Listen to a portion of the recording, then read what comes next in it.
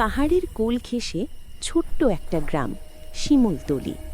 আপাত দৃষ্টিতে শান্ত, ছবির মতো সুন্দর, কিন্তু এই সৌন্দর্যের আড়ালে লুকিয়ে আছে এক হাড় হিম করা রহস্য।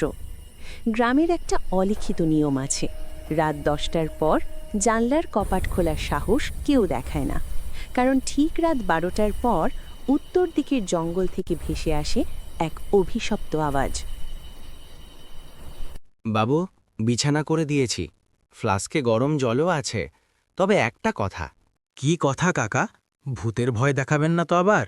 হাসবেন না বাবু, আপনি শহরের মানুষ, এসব বিশ্বাস করবেন না। কিন্তু আমার কথাটা রাখুন, রাত 10টার পর ভুলেও জানলা খুলবেন না। আর ওই উত্তরের জঙ্গল, অমুখ তো যাবেনই না। কেন? জঙ্গলে কি বাঘ ভাল্লুক আছে নাকি কাঠচোর? চোর ডাকাত হলে পুলিশ ডাকতাম বাবু, কিন্তু যার ভয় তাকে পুলিশ দিয়ে ঠেকানো যায় না। ও জঙ্গল জ্যান্ত, ওখানে কাঠুরি নেই, আছে অভিশাপ। শুভরাত্রি বাবু, আমি চললাম, সাবধানে থাকবেন। শব্দটা সত্যি তো, ঠিক 12টা বাজতেই শুরু হলো।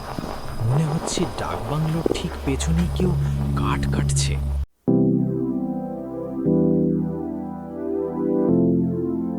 কাকা, কাল রাতে আমি শব্দটা শুনেছি। শুধু শব্দ না, মনে হলো জানলার ওপাশে কেউ দাঁড়িয়েছিল।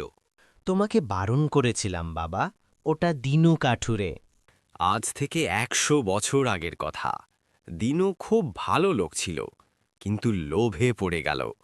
এক তান্ত্রিকের পাল্লায় পড়ে অমাবস্যার রাতে ছাড়াবনের সবচেয়ে পুরনো গাছটা কাটতে গিয়েছিল। তান্ত্রিক বলেছিল ওই গাছের ভেতর হিরে মানিক আছে। দিনু সেই যে কুঠার নিয়ে জঙ্গলে ঢুকল, আর ফিরল না। কিন্তু তার পর থেকে প্রতি রাতে ওই কুঠারের শব্দ শোনা যায়। বাবু, ওদিকে যাবেন না। যারাই কৌতূহল দেখিয়েছে তারা আর মানুষ হয়ে ফিরে আসেনি।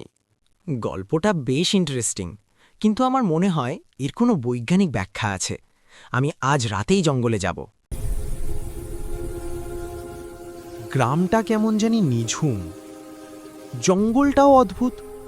কোনো পোকার ডাক নেই কেন? এত ঠান্ডা কেন হঠাৎ? 12টা বাজতে চলল। দেখি আজ কে কাট কাটে। শব্দটা জঙ্গলের আরও গভীর থেকে আসছে, আমাকে যেতেই হবে। ও মাই গড, ওটা কি? মানুষ তো মনে হচ্ছে না, শরীরটা পাথরের মতো। আর গাছটা থেকে ওটা কি রক্ত বের হচ্ছে? ওর তো মুখ নেই, শুধু চামড়া। আপনি কে? কেন এভাবে? পথিক, তুমি এখানে কেন? তুমি কি সময়ের ভার নিতে চাও? আমি ক্লান্ত, আমার মুক্তি চাই। এই কুঠার ধরো, এর ক্ষমতা অসীম। তুমি যা চাইবে তাই পাবে, শুধু কুঠারটা ধরো। না না, এ আমি কি করছি?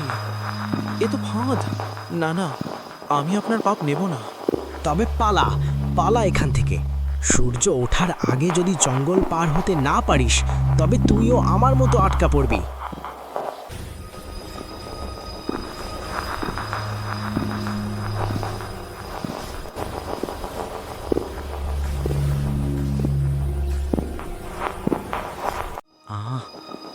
আমাকে বেরোতেই হবে।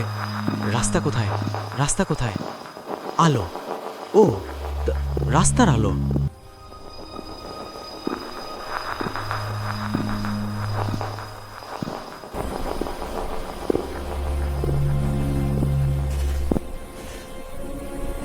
আমার চুল সাদা হয়ে গেল এক রাতেই, আর গলায় এই দাগ, যেন কেউ কোপ মারতে চেয়েছিল। অনির্বাণ সেদিনই গ্রাম ছেড়েছিল, কিন্তু সে জানে সে একা ফেরেনি। ভয়টা তার সাথেই এসেছে। বাসের চাকার শব্দের সাথেও সে শুনতে পায় সেই পরিচিত ছন্দ। ছায়াবনের কাঠুরে এখনও অপেক্ষা করছে পরবর্তী লোভী মানুষটির জন্য। বন্ধুরা, আমাদের গল্পটি যদি তোমাদের কাছে ভালো লেগে থাকে, আমাদের চ্যানেলটি সাবস্ক্রাইব করে রাখো আর বেল আইকন বাটন অন করতে ভুলবে না পরবর্তী ভিডিও আপলোড করার সাথে সাথে দেখার জন্য। পরবর্তী কোন গল্পটি দেখতে চাও আমাদের কমেন্ট করে জানাতে পারো।